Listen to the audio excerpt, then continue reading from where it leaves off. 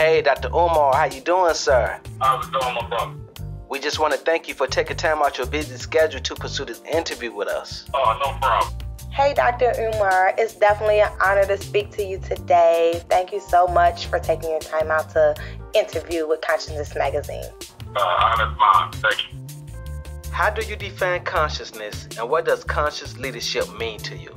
Consciousness for me is a two-part construct.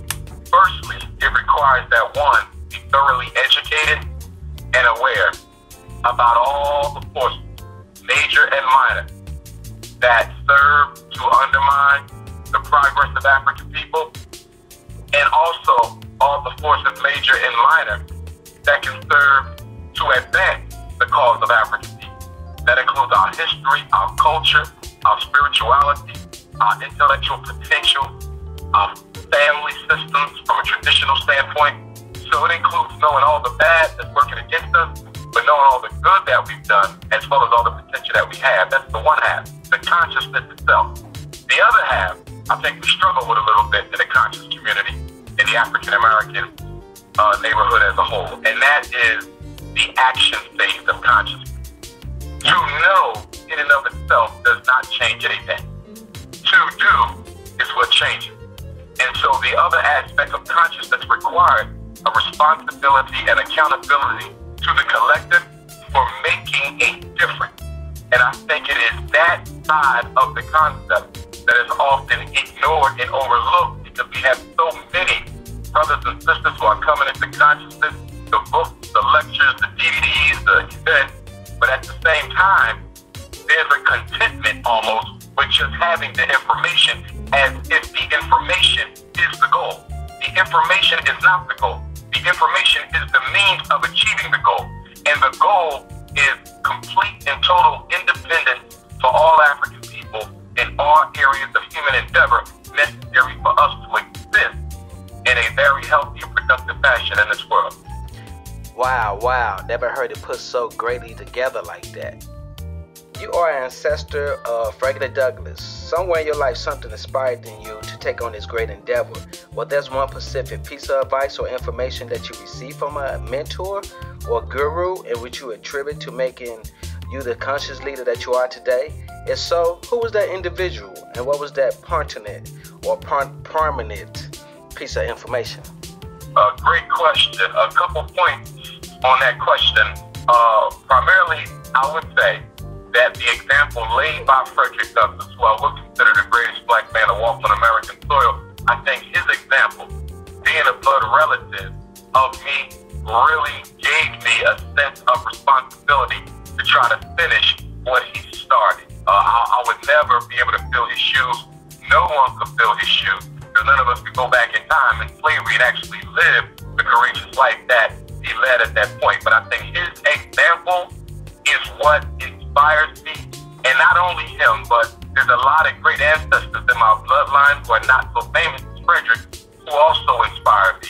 And, my standard of comparison for my life and work is my personal ancestors.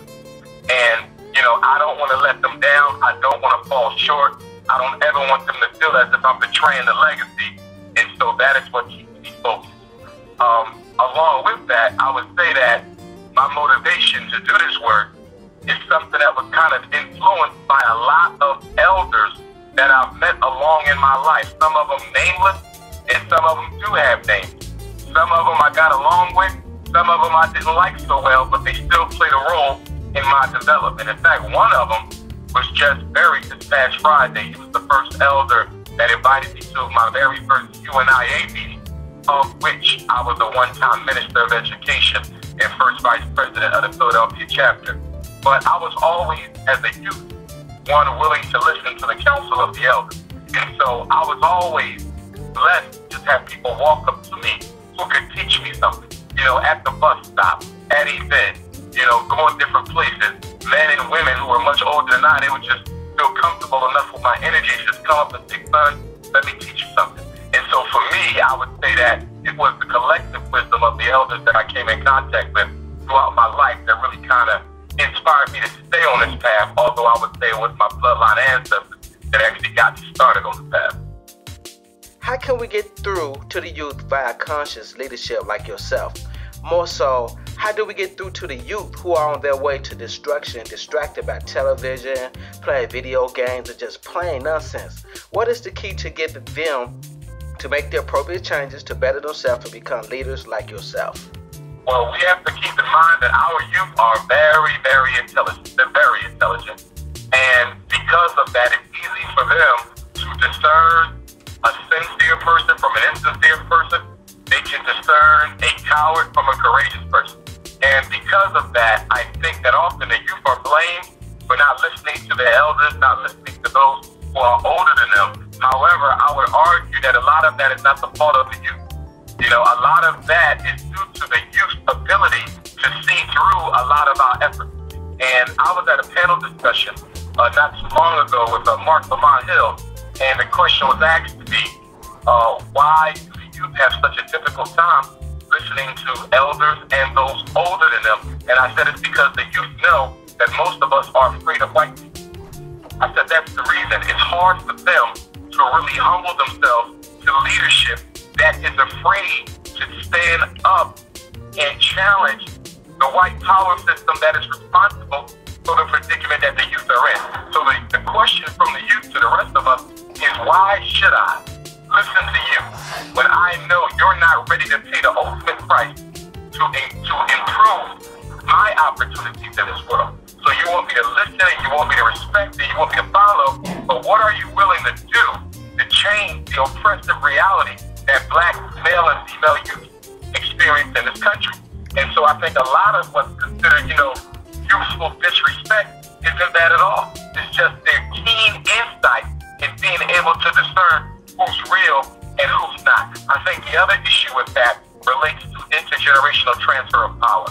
We cannot expect the youth to just sit still and listen forever without being given an opportunity to flex their leadership muscles, flex their intellectual muscles, flex their organizational muscles. We have to give them an opportunity to lead.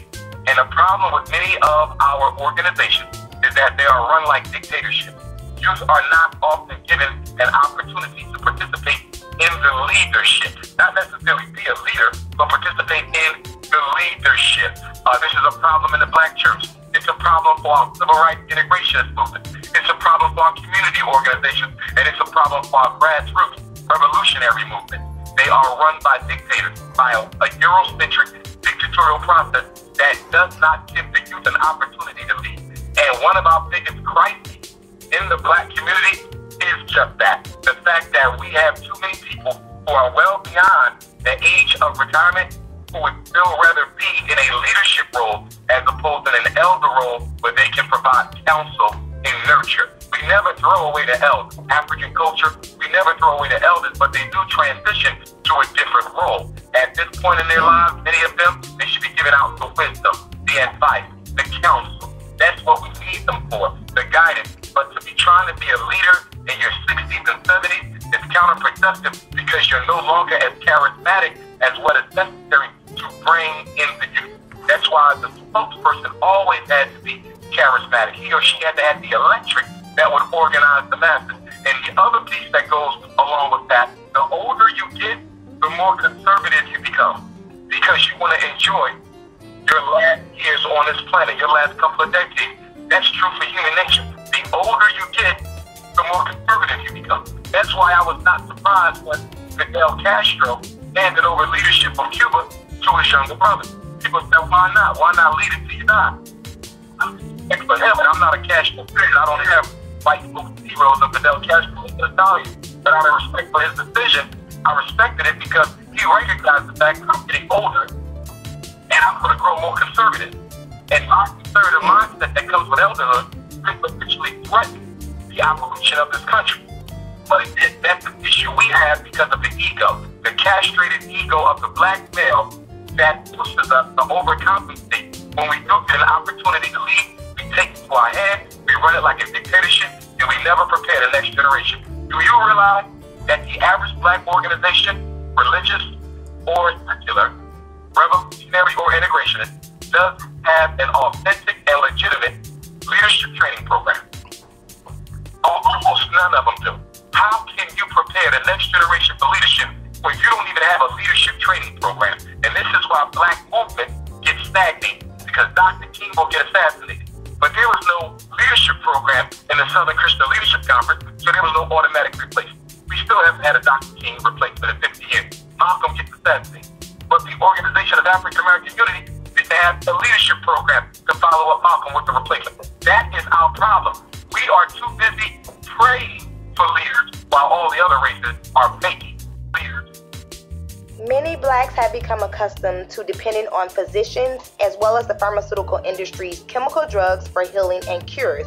Now, since we've become so conditioned to this, how do we change the mindset of these individuals, getting them to see and believe that there are other options and that these so-called incurable diseases like cancer and diabetes can be cured by naturopathy and the self-healing process through the use of natural therapies? Couple things. Number one, demonstration. There is nothing that succeeds like success. When black people see examples of alternative medicine or examples of anything alternative in a community that yields success, they'll be more likely to experiment with it themselves. We have to recognize that our people are bandwagon people. They are bandwagon people because they no longer naturally feel, honored to be an African. They don't feel honored to be an African. And so in order to get them energized about anything we want to do, whether it's health, whether it's education, whether it's about community organization, fighting against police brutality, we have to show them success. We have to build momentum before they can expect it to join in. Of course, that's not the way we want it to be. We want people to get in at the grassroots and help us build that momentum. But that's not how our people are. They want to see success. You have to prove to them that this can work before they're joined. That's why many are called, but it's few are chosen. And it's always few who do the work. We also got to recognize something else, and that is nobody can change. You can't change someone from without. All change is from within. All change is from within. So we can try to influence, we can try to motivate, we can try to get them to see their reality different, but at the end of the day, they have to want to change. When someone comes into therapy, our responsibility as the therapist is to try to help them see their reality different. And if I can help them see their reality different, then maybe they will begin to take the action steps necessary to move themselves towards solution of the problem. So our whole strategy in therapy is to change perspective, in the hope that in changing perspective, you will change behavior and thought along with it. Because since we cannot make them change, we cannot heal someone from psychological illness without their participation. That complicates the matter. When you talk about post-traumatic slavery disease that all Africans are affected with, there's no overcoming that PTSD without their willingness to change. And so our number one strategy is to get our people to see things differently. For example, take my work as a school psychologist. My job is to do what? Get parents who have been dependent and reliant on special education and ADHD medicine for decades to see special ed different, to see ADHD different. Does that automatically follow that they'll take their child out of special ed or off the medication? No. But if I can get them to see special ed for what it is, as a hurt, not a help, if I can get them to see psychiatric meds as it is, as a harm and not a help, then because they see it differently, they'll be more likely to take action. So we have to improve our propaganda. We have to improve our marketing system to our own people. Now, someone would say, why would you say marketing system? This isn't capitalism. You're right. But as the Honorable Marcus Messiah Garvey said, we're going to have to sell the Negro to himself. You got to understand, black people have been sold a sad song about who they are. And we're going to have to sell them a positive song about who they are. So we're going to have to market what the African is all over again for African people in order to change their perspective. But there is no change from without, all from within. But we do play a major role of the agents of change by making sure we're coming in an appropriate way in engaging our people to bring about that change. And that's very important, Queen. And the reason it's very important is because I see a lot of folks in the conscious community, and I'm not judgmental, but their approach to raising the consciousness of everyday African people is very hostile, is very disrespectful, is very aggressive, is very insulting. And I look at these people and I say, brother, or sister, you will never bring them into consciousness attacking their Christianity, attacking their Islam, attacking this, attacking that, because you're feeding more of what they're already used to, and that's negativity. If we want to get our people back, we got to bring them a positivity that is more strong than any negative energy than other than Facebook. Great information. I agree. A great deal of blacks who I encounter with on a daily are not aware that GMOs exist and do not even know what GMOs are. In the meantime, Monsanto has made billions while millions of people have suffered. What are your thoughts on genetically modified foods, and how do we educate blacks regarding GMOs and to also become more conscious of the foods that we intake? I don't support GMOs at all. In fact, at my lecture in Kansas City last night, I was talking about the GMO movement and how I believe many of the so-called all-natural food markets are also selling genetically modified foods but still calling it organic. For example, in many of these whole food markets, they have something called organic seedless produce. How in the hell can something be organic if it doesn't have seeds? So we got to recognize that capitalism is trying to manipulate black people's desire to eat better by simply stamping non-nutritional foods as nutrition. And so we have to educate our folks a whole lot better. I read an article not too long ago that talked about some research that was done with lab mice who were fed GMO crops. And the lab mice that were fed GMO crops, many of them, their testicles begin to swell, most of them developed cancer, there was depression of the immune system, and this was almost instantaneous, by the way. This wasn't something that happened a couple months later, it was almost instantaneous. This GMO piece, and we got to keep in mind the role of population control in the growth of the GMO movement. This GMO piece was not primarily designed for capitalism to get rich. It was primarily designed to reduce the amount of Africans in the world. This GMO has become the weapon of choice in African countries, where a lot of African countries are being forced to buy GMO products because, as you said, companies like Monsanto and others are buying up. They are actively trying to remove from the world all natural seed. They don't want any natural seed. They want to constantly take that and use it exclusively for white folk and even more exclusively for rich white people. And they want to give the rest of the world GMO crops. And when you plant the GMO crop, one of the side effects of GMO crop is that it destroys the soil. When you plant GMO, it begins to suck up the nutritional content of the soil more so than regular products do.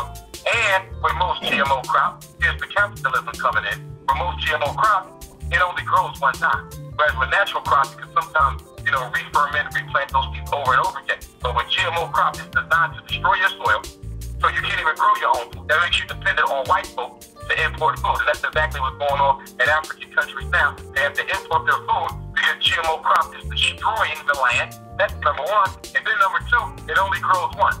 So that is supply and demand. So once you reap one harvest, you automatically got to buy more seed from the white man and reach the more harvest of this cancer-inducing type of a grain. So when Marcus Garvey said we need to become science par excellence, this is what he was talking about. We have to raise up agricultural engineers. We have to raise up African people who are able to challenge the technology of white supremacy, GMO, nuclear energy, and otherwise to protect us. Because until we develop science who are of a race-first mindset, we will always be slaves to those who are more economically and agriculturally inclined. We have to get into science, and that is why STEM programs are so important in the African American community, because our children are allergic to math and they are allergic to science, and that's because we do not push them, and they have one of the stereotypes that African Americans are not intelligent, and therefore our kids fear science and math. We have to change that, or we will always be dictated to by Europeans, whether it's AIDS, whether it's Ebola, whether it's GMO, whether it's nuclear energy. We have to take a stand against this, but I'm totally against the GMO crop. And we have to educate our people, not just about GMO crops, because a lot of black folk are catching on now, but for how to determine if it's GMO crop, because so much of it is being sold under false advertising. Now I want to touch upon faith.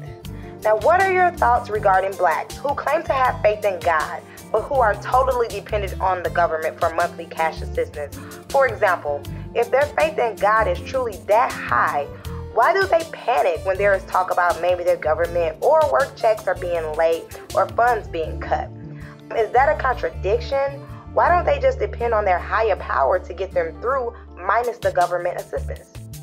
Well, here's the thing. Black people, slavery gave us a very unhealthy relationship to supreme consciousness.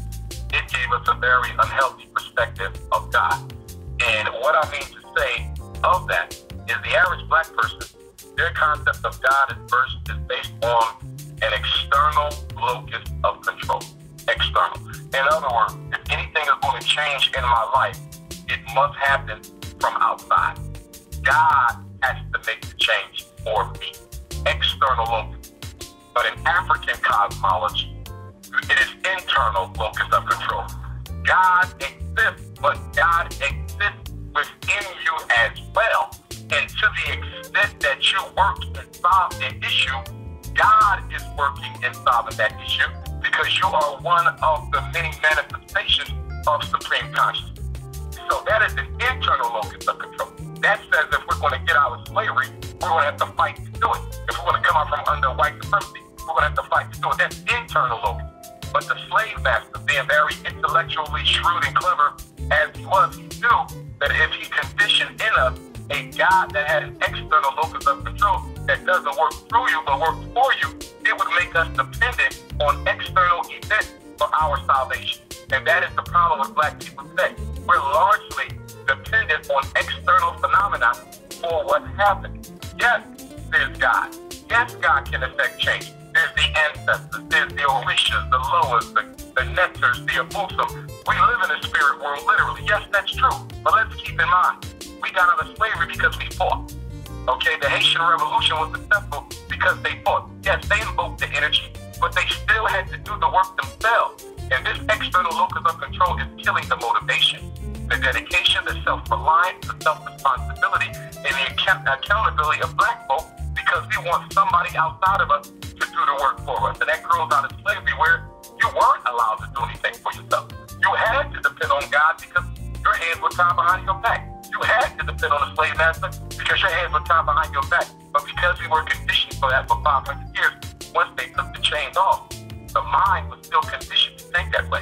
And that's why we still have this external locus of control. And when we talk about black folks being dependent on government subsidies and things like that, I like to only refer to that in the collective.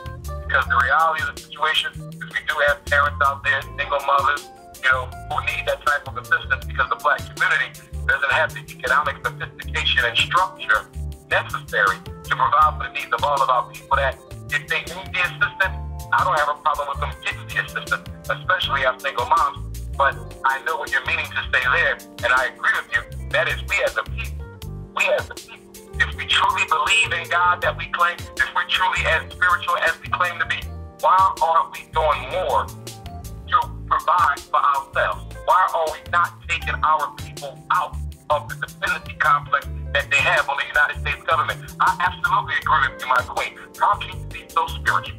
How can you claim to be so in touch with the universe? How can you claim to be so in touch with your ancestors and so in tune with Almighty God, but at the same time, this so-called spiritual power that you claim you have in abundance is not manifesting in your life? It is a contradiction, my sister, and I'll tell you why. Study any religious force in history. Study Jesus. Study Muhammad. Study Moses. Study Buddha. Study Krishna. You can even study Dr. King, Mahatma Gandhi, any religious personality who is serious. Their spiritual dedication and spiritual development was so powerful that it automatically spilled over into the political realm. It automatically spilled over into the economic realm. Look at it, Garvey, look at it, Malcolm, all these brothers, these were spiritual black men, of course, women as well.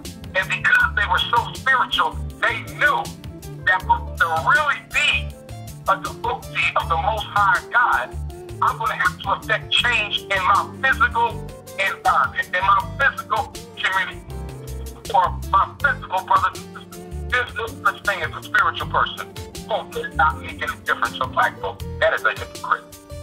Dr. Umar, I'm going to ask you a few more questions because I know you got to get off to another interview.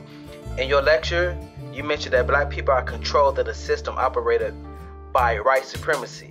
What is it about black people or Africans that we naturally possess and blind us to see, or we naive to know about because we are, some of the most spiritual, creative, innovative, and intelligent people that walk this planet? White supremacy don't want us to understand white supremacy. And what I mean to say by that, the greatest weapon that white supremacy uses against black people is intellectual technology. It makes us think that it's not great.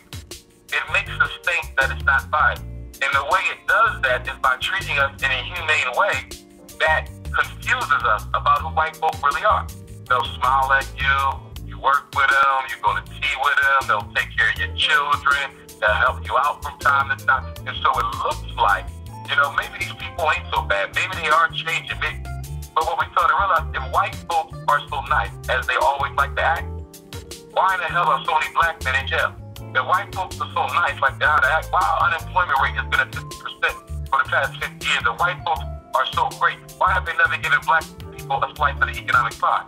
So we have to train ourselves to study the conditions, not the behavior of people. Because white culture is based on military science. White culture is based on military science. And what is military science based on? Military science is based on deception. The essence of military science is to deceive your enemy as a strategy of manipulation, domination, control, and extermination. So when white folks are conversating with you and they're laughing and smiling, that is only a strategy to get along with you, to keep you comfortable. They do not like black folks. And I think why we're so confused about white supremacy is we keep looking at it from an emotional lens. Only the white person who doesn't like black people is a racist. No, all white people are racist. Well, how can you say that, Dr. Umar? Because all white people participate in, support, and benefit from the system of African oppression and degradation. Every white person benefits. Every white person helps to maintain it. And every white person supports it verbally and non-verbally. There is no white person on the face of this earth who has ever went to war against their own people in order for black people to be treated equal. Never. You have white folk who fought against slavery. You have white folk who fought against child sex slaves. You have white folk who fought against poverty. You have white folk who fought against the treatment of black women. But these are selective issues. These are special interest causes. You've never had white folk who fought to eliminate white privilege. When did we have a fight against white privilege in world history? I want to know what leader, what country, what movement, what time period did white folk come together and fight against white privilege?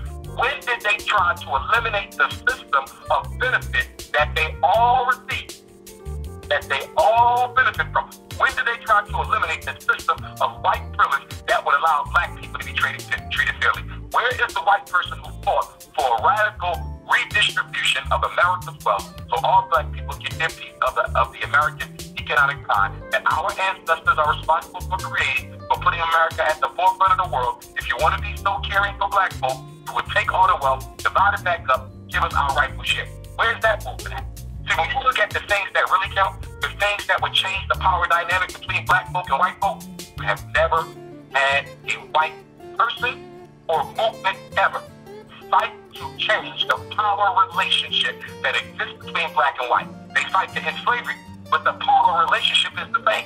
When we got out of slavery, we had no jobs, we owned no wealth. The power relationship was the same. They'll fight to change the law, but the power relationship is the same. They'll fight to improve the schools, but the power relationship is the same. Who has fought to change the power relationship between black and white that keeps them in control of our destiny? Nobody. White supremacy is not about emotion. A white person can like you personally and still work for the collective downfall of black people because white supremacy ain't personal. Now I want to talk about natural hair regarding the black female. Now, I'm a black female who embraces my natural hair despite the negative stigma that society has put in place, often referring to our tightly coiled hair as nappy or unattractive. Now, most often we don't see influential figures or celebrities that look like us on prime TV shows or movies, like rocking natural afros, puffs, locks, etc. Instead, we are portrayed with straight European hair. Now, how do we get the mindset of our sisters to change so that they realize our kinky hair is beautiful and to also embrace their natural beauty and natural curls, no matter if they are loose or tightly coiled? The hating of natural hair by black women is one of the foremost psychological residuals of slavery manifestations of post-traumatic slavery disease for black women. I say that to say that if we want to change that around, I'm going to go back to examples of success. The more black women go natural, the more black women who will go natural. We have to recognize the power of positive influence. So the more black women go natural, the more black women will go natural. For example, I've seen just in my work, as a scholar and a lecturer, traveling around, it does my heart well, because I'll talk about how much I love a natural woman and how black women look so good being who they are. Let's say I'm in New York and I'll give that lecture, and I'll come back a year later and I'll see like 3 or 4 sisters who are not natural who now are. I've seen at least 50, and I don't take personal credit for this, I give it to the universe, but I've seen at least 50 black women who I believe were personally touched by that divine wisdom that came through me to actually change, from unnatural to a natural state. But they need support from other black women. I'm going to tell you the biggest thing that keeps black women from going natural, despite the influence from natural sisters and natural brothers, and that is other black women who don't change. There's a lot of black women who are aggressively fighting against the natural hair movement. They don't want it to become mainstream in the black community because they don't like who they are. And they're using their self-hate as an influence and a bullying weapon to keep other black women from going natural as well. But again, the more that y'all go natural, the more sisters will go natural. And I think black men have to also take responsibility for the slow rate of natural hair transformation. A lot of black men are very hypocritical. I'm talking about the conscious brother, the RBG brothers, the so-called, the stand-up and scrap with the white man brothers. A lot of them will say they want a natural hair woman, but I know for a fact, because I've seen some things and I've had some stories told to me about some brothers who talk the black talk, don't really want a sister who walk the black walk. They still want her to have the Beyonce look, which is one of the contradictions in the conscious community, where so many brothers, who say they're conscious and want to date, conscious women, but they're dating sisters who do not have their natural hair. And for me, it goes beyond the aesthetic of it. It validates who the black woman is. It allows her to step out of the Eurocentric beauty paradigm and say, I am beauty in and of itself. It is a way of going back to the origin where the black woman was first symbolized as the first symbol of the Most High God. For me, it is so important for us to change the mindset of young black girls by having them be adult black women with natural hair. Do you know how powerful that is for a black woman with natural hair to be a school teacher and walk into a classroom with 30 black girls and they all got perms and start talking about the beauty of their natural hair? Those girls will go home and tell their mom, take this out my hair. That's the point. They will say, Mom, take this out my hair. So we have to look at that. We got a power of positivity, especially black women in leadership positions. They're the main ones that we really need, to go natural, because they have a lot of influence. We have to use our leadership. Imagine if Beyonce went natural. Could you imagine the impact of that? What if Oprah went natural? Now, we know them sisters aren't likely to do anything like that, but we do have conscious sisters and sisters in other segments of society who could really flex their influential muscle amongst black women. What if the sister from Scandal went natural? So we have to really look at, how we can really change the game when it comes to black women, in that area. Would you like to add or discuss anything that we haven't mentioned that you would like to talk about, such as the progression of your school, FDMG Academy, or how people may get a hold of you, etc.? Yes, I would say that we're still trying to raise $2 million to purchase either the Chamberlain Hunt Academy in Port Gibson, Mississippi, or the St. Paul's College in Lawrenceville, Virginia. Our boys want that school. Our boys need that school. If anyone is interested in donating, they can send a check or a money order payable to FDMG Academy to P.O. Box 6872, Philadelphia, Pennsylvania 19132. If they need to reach me, they can do so on my website, drumarjohnson.com. They can also go to drumarjohnsonschool.com. And we're also working on a Black Boy College tour, June 10th through the 17th, July 1st to the 8th. And they can get that information at drumarhbcutours.com. They can also follow me on Twitter and Instagram at Dr. Umar Johnson, Facebook, Dr. Umar Ifatunde. And also, we're working on the Unapologetically African magazine. Folks can submit an article to that, 1,000 words with their picture. We're taking a trip to Africa this summer in July. If anyone's interested in that, they can get in contact with me by email, drumarjohnson@yahoo.com. And we're taking resumes. Anyone who wants to work at the who can send a resume with a cover letter to stngresumes@gmail.com. Dr. Umar, this has been a great interview. I really appreciate it. We really do. Yes, definitely. This has been a wonderful interview. Really appreciate what you're doing for the Black community and appreciate your movement. Just keep up the wonderful work. Definitely. Y'all be safe out there. Okay. Yeah. All right. Bye-bye. Bye-bye.